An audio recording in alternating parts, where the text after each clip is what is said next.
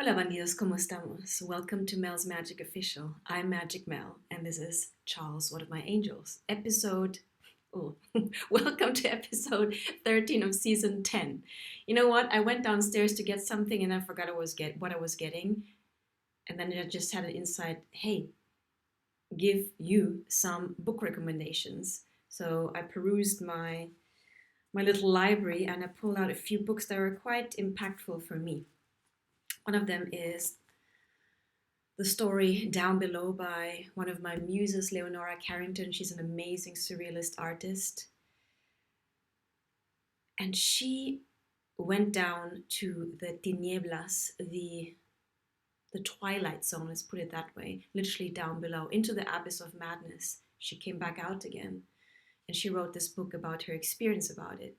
And this just goes to show how resilient, and I know the word resilient is kind of like, oh my God, how much suffering do you have to go through to prove that we're resilient? But it does show how the psyche, our being, is able to heal itself, especially through art, be it through writing, be it through image making, be it through gardening. We are innately creative beings, and the creative process is a way to alchemize our suffering, because essentially our suffering is keeping us in lower vibrations, shame, guilt, fear, resentment, anger.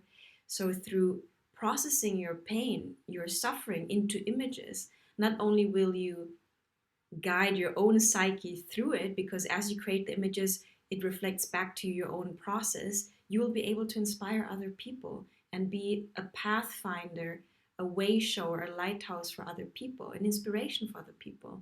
So do look this book up. It's written a surrealist way, which again steers imagination. It's fabulous. Okay. The other one talking about, this is really the one book that the most, that comes closest to the state I was in. It's William Styron, and again, he's an author. He wrote about his own descent into madness and almost oblivion, because he almost got destroyed by his depression.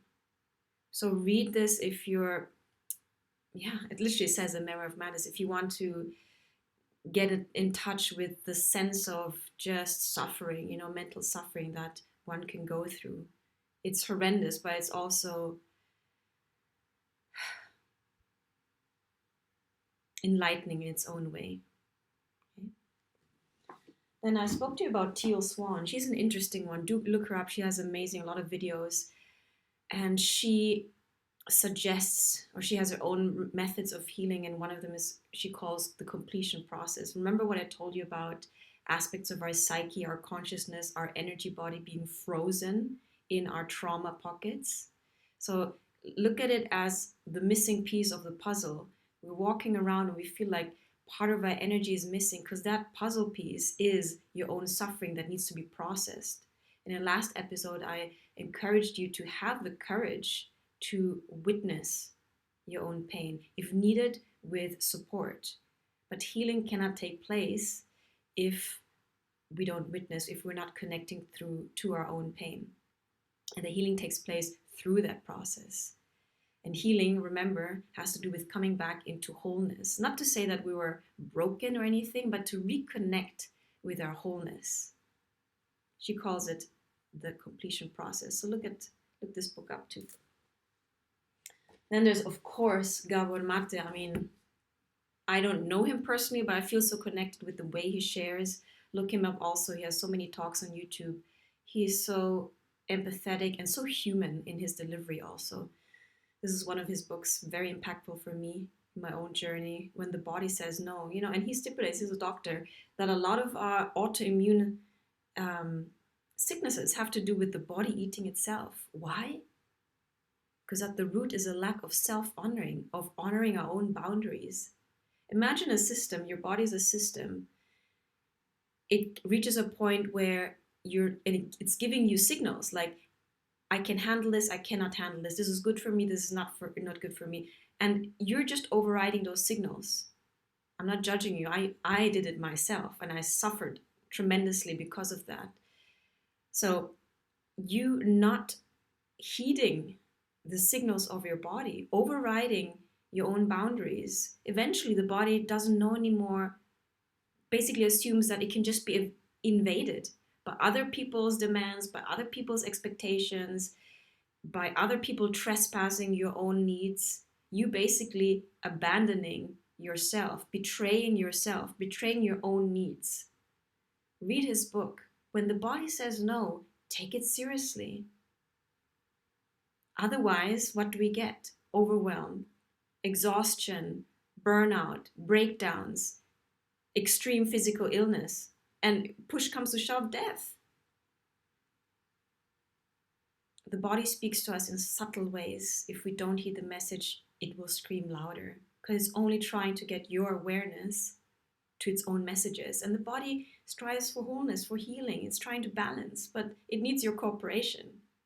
That's why nowadays I really make sure that I stay connected, that I'm not just in my head overriding or bulldozing my own needs. And often they come in conflict with my mind's plan or my ego's will.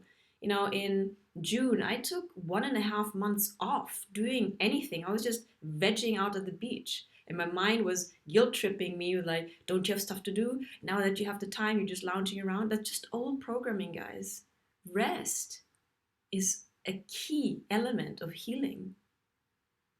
Because for sure, probably you've been in overdrive most of your life. So resting feels unsafe because your body's not used to it. Until you actually make the space for that, and then you'll probably be hit by waves of exhaustion that were accumulated from all those years and decades of you overriding that need for rest. And now is the time to heed our body's messages to our own nature, and by doing that we will be more sensitive to nature's rhythms and messages. If we're disconnected from our own nature, from our own body, how can we be connected to the earthly body, the rhythm out there, if we're not attuned to our own rhythm? We were never made to produce and be active all the time. Remember we spoke about yin-yang balancing energies, taking aligned action out of a state of balanced being. We're in Libra season. It's about balance. So my advice to you is stay connected with your body, even though and especially when it seems inconvenient to rest, to slow down, to ground yourself, to reconnect, to resource yourself, to find peace in the storm. The energy you show up in impacts the world. You being in a peaceful state will add more peace to the collective. Staying connected with our body is essential for healing and to remain in a state of flow. Because remember, our bodies are a psychic mechanism, our compass. It guides us through sensations. Look this up. Gabor Mate is crème de la crème. Okay?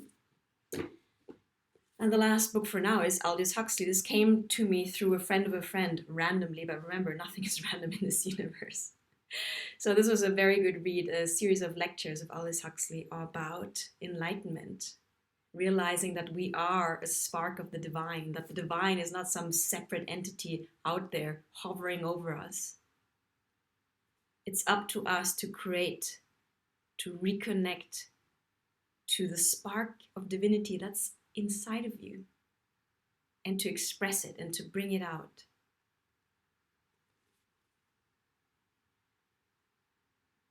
So for all my book nerds, here are a few books you can look up on, and yeah, let me know if you've read them or if you're going to read them, what you think of them. I'm always curious about your take on things. And thank you for being here. Thank you for your time, for your attention, for your presence, which are the most valuable things. I appreciate everyone watching, everyone subscribing, liking, and sharing. And see you for the next episode coming up after this one. Episode 14 is next. Thank you for supporting me, if you feel so inclined, on Patreon. Ciao, guys.